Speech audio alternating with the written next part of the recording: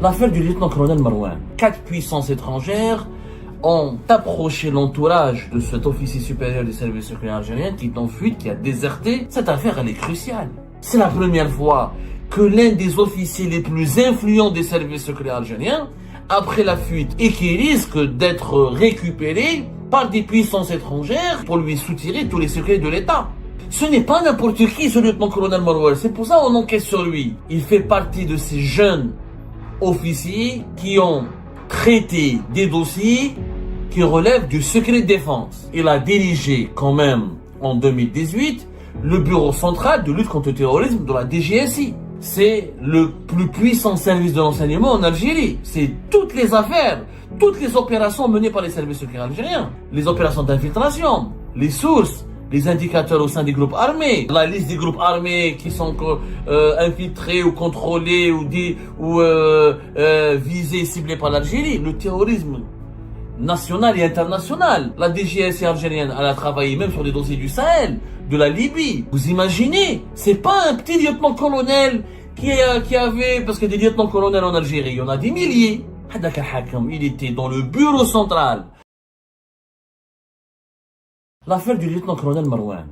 Nous sommes pratiquement le seul média à en parler de façon la plus objective, de la façon la moins sensationnelle, de la façon la plus neutre et de la façon la plus régulière.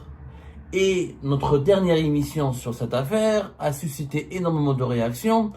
C'était le 21 juin dernier quand nous avons révélé que 4 puissances étrangères ont approché l'entourage de cet officier supérieur des services secrets algériens qui est en fuite, qui a déserté, qui a pris sa petite famille, qui s'est enfui après avoir abandonné son poste de chef du bureau de sécurité de liaison de l'ambassade d'Algérie à Rome en Italie. Il a été approché, son entourage a été approché par les autorités et les représentants officiels et officieux. Vous avez bien compris de quoi je parle et de qui je parle, de 4 puissances étrangères. Et l'émission du 21 juin dernier, elle a suscité beaucoup de réactions. Beaucoup d'entre vous nous ont posé des questions. C'est quoi cette histoire d'Abdel Samad? Comment vous arrivez à obtenir ces informations? Est-ce que c'est vrai? Est-ce que c'est pas vrai? Est-ce que c'est pas une fumisterie, une grande escroquerie cette affaire du lieutenant-colonel Marouane? Est-ce qu'il n'y a pas beaucoup de manipulation? Est-ce qu'il n'y a pas beaucoup de fantasmes, d'exagération? Justement, cette affaire, elle est cruciale. C'est la première fois que l'un des officiers les plus influents des services secrets algériens, après la fuite, après avoir abandonné un poste sensible à l'étranger, pour partir dans des conditions troublantes et scandaleuses, et qui risque d'être récupéré par des puissances étrangères qui pourraient certainement être tentées de le manipuler pour lui soutirer tous les secrets de l'État. Ce n'est pas n'importe qui, ce lieutenant-colonel Marouane. C'est pour ça qu'on enquête sur lui. Il y a eu les années 90 des désertions, des fuites, des évasions, mais c'est des petits officiers, des petits colonels. La vérité, madame, je n'ai pas, c'est des gens, à cause des années 90, ils n'ont pas cautionné certaines pratiques, ou ils avaient des sensibilités islamistes, ou ils n'étaient pas convaincus par les méthodes utilisées, ou par les objectifs de la lutte contre le terrorisme. Mais c'était pas des gens qui connaissaient ou qui avaient accès à des dossiers extrêmement influents. On parle de secrets d'État.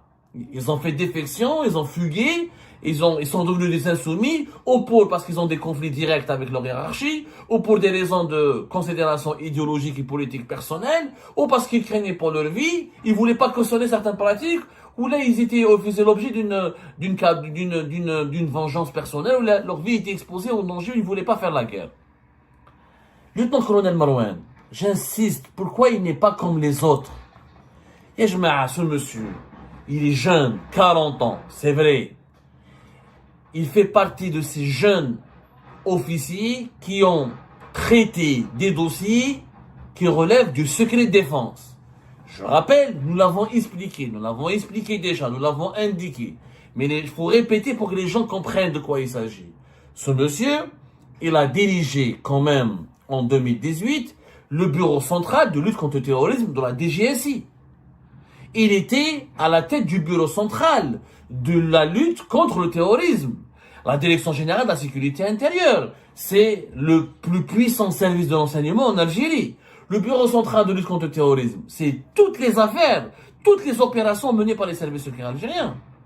les opérations d'infiltration, les sources, les indicateurs au sein des groupes armés, la liste des groupes armés qui sont infiltrés ou contrôlés ou visés, ciblés par l'Algérie, le terrorisme national et international. Parce que la DGSI algérienne, elle a travaillé même sur des dossiers du Sahel, de la Libye. Vous imaginez, c'est pas un petit lieutenant-colonel qui avait, parce que des lieutenants-colonels en Algérie, il y en a des milliers, c'est vrai. Si c'était un simple lieutenant-colonel, t'as les barrages routiers, ou t'as les affaires de cul, ou les affaires de maîtresse, ou les affaires de mœurs, ou là, les petites affaires de drogue, ou là, les affaires de corruption, t'as 1-2 millions d'euros, la petite corruption. Non. Hadak al-Hakam, il était dans le bureau central. Et d'après nos investigations, il avait même dirigé ce bureau central de la lutte contre le terrorisme. Ensuite, il avait dirigé le bureau des affaires sensibles, des affaires réservées. Au sein de la DGSI, des affaires réservées, c'est quoi? C'est toutes les affaires des écoutes. C'est toutes les enquêtes sur les secrets, sur les dossiers les plus menaçants à l'encontre de la sécurité nationale. Par exemple, comment il a connu Boualem, le lieutenant-colonel Marouane? Nous avons confirmé au cours de notre enquête qu'il a connu Boualem quand il a dirigé le bureau des affaires sensibles. Parce que Boualem, il dirigeait le fameux organe du contrôle le fameux organe de contrôle et de surveillance et des écoutes, des écoutes, des communications téléphoniques et communications électroniques. C'est Boualem, son vis-à-vis directement pour les écoutes contre, par exemple, les services secrets algériens ou les autorités algériennes mettaient sur l'écoute des personnalités sensibles, ou là des diplomates étrangers en Algérie, ou là des hommes d'affaires étrangers, ou là des personnes, comment on appelle ça, des personnes qui ont joué un rôle ou là qui ont occupé des fonctions au plus haut sommet de l'État algérien, le compte rendu, l'archive, les fichiers de toutes leurs communications intimes, personnelles et professionnelles étaient gérés par le bureau des affaires réservées de la DGSI et l'organe des écoutes téléphoniques et l'organe de surveillance et de surveillance et de contrôle et des écoutes des communications téléphoniques et électroniques qui étaient dirigées par Boualem de 2016 à 2019. C'est comme ça qu'il l'a connu. Donc ce n'est pas un officier lambda. Si c'était un officier lambda, agent des colonels en Algérie, des généraux, il y en a à l'appel. Ce n'est pas un officier lambda. C'est pour ça que nous, son histoire nous a intrigués. On a commencé à enquêter et on a commencé à découvrir des éléments troublants. Parmi les éléments troublants, ce qu'on vous a révélé le 21 juin dernier, c'est qu'il est approché, c'est que des puissances, 4 puissances étrangères essaient de le récupérer pour lui proposer l'asile politique, mais un asile politique doré et de lui dérouler le tapis rouge. Auparavant, on a révélé comment, c'était le 17 juin dernier, comment 11 personnes ont été éditionnées dans le cadre de l'affaire, de l'enquête qui est menée par la DCSA, la Direction Centrale de la Sécurité de l'Armée, pour essayer de retrouver les traces de ce colonel Marouane, de savoir comment il a pris la fuite, où est-ce qu'il s'est enfui, qu'est-ce qu'il compte faire. 11 personnes ont été auditionnées parmi lesquelles Nasser Djen, l'ancien patron de la DGSI, qui était son ami, on a pu confirmer qu'effectivement il se connaissait, et il a été placé sous ISTN, interdiction de sortir du territoire national. Il est suspecté d'avoir donné un coup de main ou d'avoir conseillé à Marouane, à lieutenant-colonel Marouane, de prendre la fuite. Ce que Nasser Djen aurait démenti catégoriquement lors de son audition. Ce que nous avons constaté au cours de nos investigations, c'est que cette enquête menée par la DCSA, elle accuse des défaillances. Il y a des personnalités clés de l'entourage de lieutenant-colonel Marouane, qui étaient des amis avec le lieutenant-colonel Marouane et qui occupent des postes importants au sein du ministère des Affaires étrangères ou au sein de l'appareil diplomatique algérien et qui n'ont jamais été approchés pour le moment, qui n'ont même pas été inquiétés, qui n'ont même pas été interrogés. Pourquoi emmerder Nasser Djen, qui était à la tête de la DGSI, qui n'avait qu'une connaissance personnelle, qui connaissait seulement la personne de Marouane, qui avait des affinités peut-être personnelles, parce que tous les deux ils sont issus de la DGSI, ou tous les deux, bon, c'est pas la même génération, hein. Il y a plus de 10 ans de différence entre Nasser Djen et le Marouane. Mais ils se sont apparemment, entre 2019 et 2020, et avant 2019, je crois, ils se sont fréquentés, où ils ont ils se sont fréquentés dans des moments très précis. Je ne sais pas lesquels, nous sommes en train d'enquêter toujours.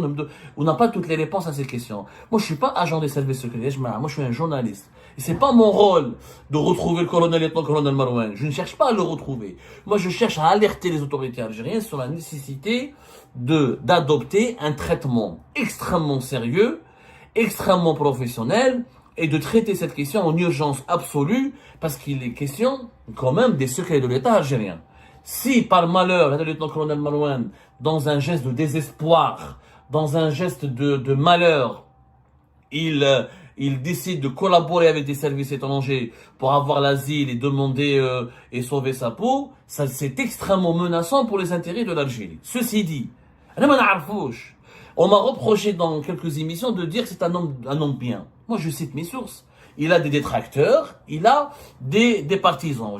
Au sein des services secrets algériens, au sein de l'appareil diplomatique, au sein du ministère des Affaires étrangères, au sein de la presse. Il connaît pas mal de journalistes algériens le connaissent à lieutenant-colonel Marouane. C'est pour ça que j'ai réussi à obtenir pas mal d'informations sur lui, parce qu'il a travaillé avant de rejoindre le cabinet de la direction générale de la DGSI, il était dans le fameux centre de la communication et de diffusion, cellule de communication et de diffusion, qui était dirigée par l'ex-colonel Fouzi, le fameux colonel Fouzi qui est mort récemment, pendant la période du Covid. Et c'était le département du DRS de l'époque du général Taufir qui était chargé d'infiltrer les rédactions, de donner les agréments aux journaux, d'enquêter sur les journalistes, de distribuer, d'enquêter sur les bénéficiaires de l'argent public et la NEP, la publicité publique, d'enquêter, de gérer la NEP, de produire des articles, de produire la stratégie médiatique de défense des intérêts suprêmes de l'État. Donc c'était l'institution qui gérait les relations entre les services secrets algériens et les journalistes. C'est pour ça qu'un Mi'arouf, le lieutenant-colonel Marouane, ils l'ont connu. Beaucoup de gens l'ont connu. Quand je dis, d'ailleurs, je m'en fous de le connaître. Moi, sa personne ne m'intéresse pas. Moi, c'est la personne morale qu'il incarne. C'est le fait qu'il a eu accès à des secrets d'État, qu'il a eu accès à des informations classées secret défense, et qu'il risque d'exposer, que son histoire ou sa mésaventure risque de fragiliser la sécurité nationale. C'est tout. Mais après, moi, je suis objectif. Je dois dire la vérité. Certains détracteurs de ce lieutenant-colonel Marouane m'ont appelé, m'ont dit, attention, Abdou, c'est un corrompu, il a pris la fuite parce qu'il a volé de l'argent et qu'il fait l'objet de poursuites judiciaires au niveau du tribunal militaire de Blida et qu'on le recherche pour corruption et enregistrement illicite.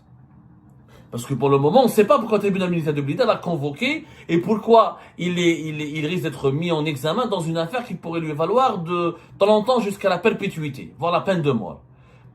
Des sources nous disent qu'il est accusé de haute trahison, d'autres sources nous disent qu'il est accusé de corruption d'enrichissement illicite. Moi, je pense qu'il n'y a pas de volonté d'enquêter sérieusement sur cette affaire. Je crois que le régime algérien veut juste retrouver le lieutenant-colonel Marouane. Mais c'est pas comme ça. Il ne s'agit pas de le retrouver uniquement. Il s'agit de comprendre pourquoi il a pris la fuite.